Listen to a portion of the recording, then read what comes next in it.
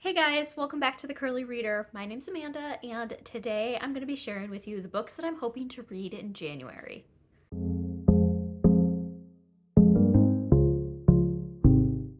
Okay, so I have a pile here. It's a pile of possibilities of books that I would like to read in January.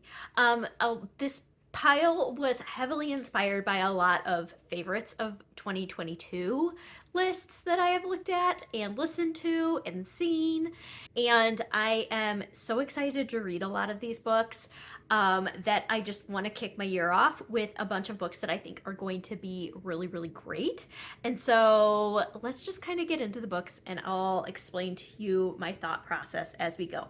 So, the first book that I have on my list of books that I want to read this month is Tomorrow and Tomorrow and Tomorrow by Gabrielle Zevin.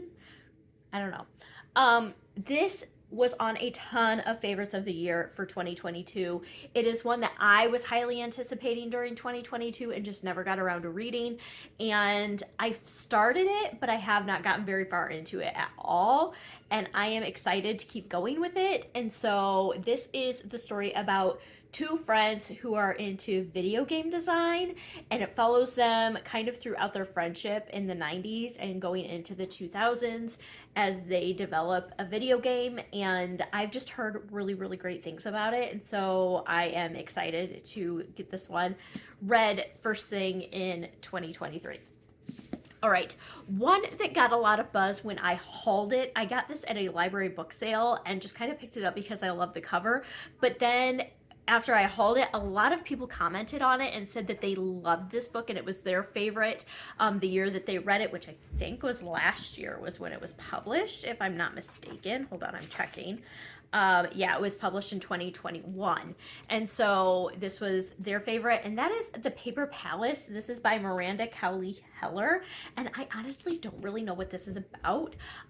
It says, "This house, this place knows all my secrets." Before anyone else is awake on a perfect August morning, Elle Bishop heads out for a swim in the freshwater pond below the Paper Palace, the gentle decaying set of cabins in the backwoods of Cape Cod where her family has spent every summer for generations. So I don't really know what this is about, but I've heard it's amazing. It's sitting on my shelf, and so I thought that I would give this one a shot. Another one that was on a lot of best of the year lists that I listened to on a lot of I've been listening to a lot of bookish podcasts, and one that was on multiple lists is Unlikely Animals by, who is this one by? Annie Hartnett. I have no idea what this is about, but it was on so many people's lists that I had to add it to this list. I ended up getting the audiobook. I have the audiobook for it, and so I think I'm going to listen to that. I've heard that it's a little weird, but that it is beautiful and wonderful, and I can't wait to read it.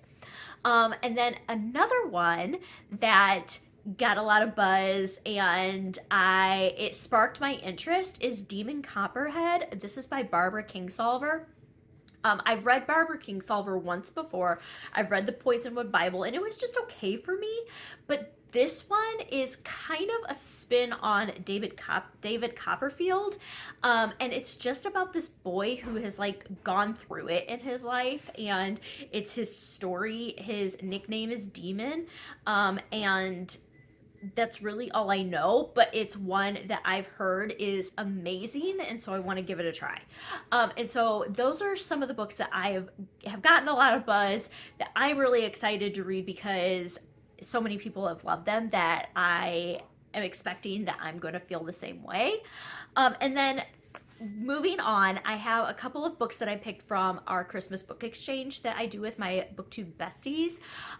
We did a Christmas book exchange this past December where we exchanged a bunch of books, and I picked two books off of that pile to start my year off with. The first one is the book that probably got the most comments about it when I unwrapped it, and that is Defending Jacob by William Landay. And this is about a lawyer who has to defend his own son, who is accused of murder, and that's really all I know about it. I know that there's like a movie or a mini series or something along those lines about this as well. And everybody that commented on it said it was amazing. And so I want to pick this up and try to get some of these Christmas book exchange books knocked off my list right away in January. The other book that I picked from my Christmas book exchange pile is the one that I was probably the most excited about that I had never heard of before, and that is The Sacred Lies of Minnow Bly by Stephanie Oakes. This is a cult book, and I figured with all the like literary fiction and kind of like more in-depth, thought-provoking stuff, I'm gonna need some like something juicy. And so this is, I'm hoping is going to kind of fill that.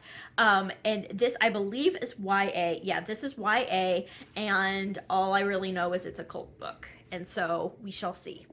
We'll see how we feel about that. Okay, I'm looking at my list to make sure I'm not missing anything. All right, the next 3 books that I want to talk about are all NetGalley books. So one of my goals, which I know hasn't gone up yet, but kind of spoiler alert, one of my goals for this year is to get a handle on NetGalley, which I feel like anybody who is on NetGalley regularly, that tends to be a goal for them, is to get a handle on it.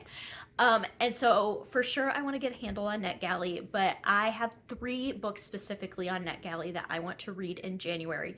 The first of which is Amy Perry's Assumptions. This is by Laura Starkey, who wrote one of my favorite books of 2022, Rachel Ryan's Resolutions. This is her second book, and it comes out on January 10th, and so I want to read this right away, right at the beginning of January, and I cannot wait because I have really high expectations because I loved Rachel Ryan's Resolutions so much.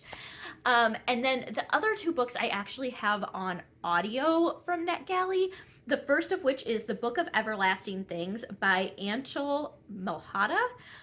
This is a book that focuses on the separation of Pakistan. Ooh, I don't remember now. It's when the Hindus and the Muslims like had to separate, and it follows a couple where one of them is Hindu and one of them is Muslim, and then this separation occurs and they have to flee. They have to decide what they're going to do, because basically all the Muslims have to go to one country and all the Hindus have to go to the other country. They divide the country in half.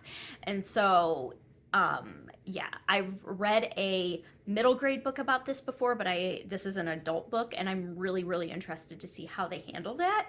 And then the last book that is on this list is one that will be on my most anticipated books, which once again hasn't gone up yet. I've gotten really behind in filming. More on that later. But and that is Beyond That, the Sea by Laura Spence Ash.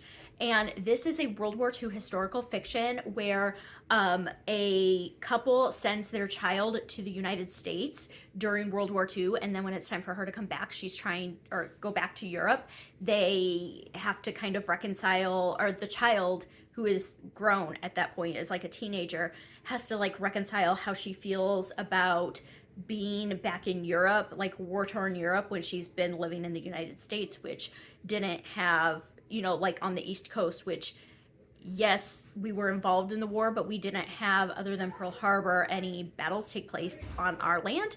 And so, yeah, I'm really looking forward to that one as well. So anyway, those are the books that I'm hoping to read in January. If you've read any of these, I would love to hear what you think about them, and if you would recommend any of them. Should I start with one over the other? Did you not like any of these? Let me know all the things. What are you reading in January? Let me know that as well. And I hope that you enjoy this. I hope that you stick around and subscribe. And until next time, see ya.